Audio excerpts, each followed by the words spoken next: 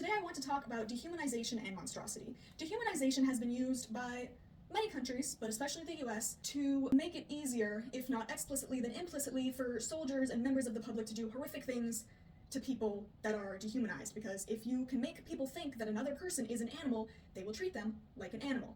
However, that is not what I want to talk about today. There are thousands of videos about that phenomenon, about that tactic, by people much more educated and eloquent than I am.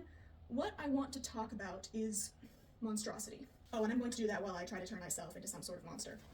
So this happens in both fiction and real life a lot, where there is a group of people who is doing horrific things. Horrific things. Think the Nazis, think ICE, People, think the police. People going through communities and harming innocent members of the communities for reasons that are definitely not acceptable, if there are any reasons at all. With that in mind, I think it's understandable and even justified to call them monsters. But when we do that, I think that we are falling into a trap of dehumanization. I'm gonna do these pants underneath.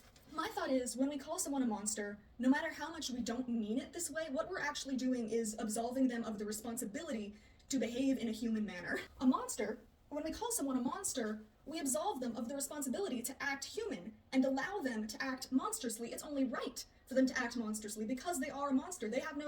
Monsters have no responsibility to behave humanly, to be compassionate, to be humane.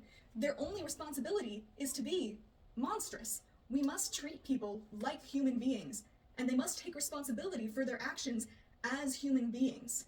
A human being should not be monstrous. A human being has to take responsibility for behaving monstrously, while a monster does not, because it's what they do. A monster will be a monster. What's the point of arguing about that? It is because they are human that they are wrong. It is because they are human that their actions are cruel and monstrous. Gonna do these earrings. Anyway, that's what I think.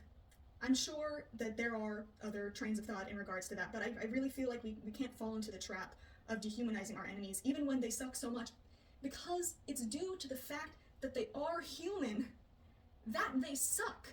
And when we separate ourselves from that and call horrific people monsters, we're sort of implying that no person can become like that when anyone can. Anyone can fall down the wrong track. Anyone can become monstrous. Because they're all human, just like us. I don't know what my end conclusion is. Have media literacy, be careful about what you read, be aware of your biases, and don't dehumanize your enemies. That's all. I hope you guys have a great rest of your day. Bye!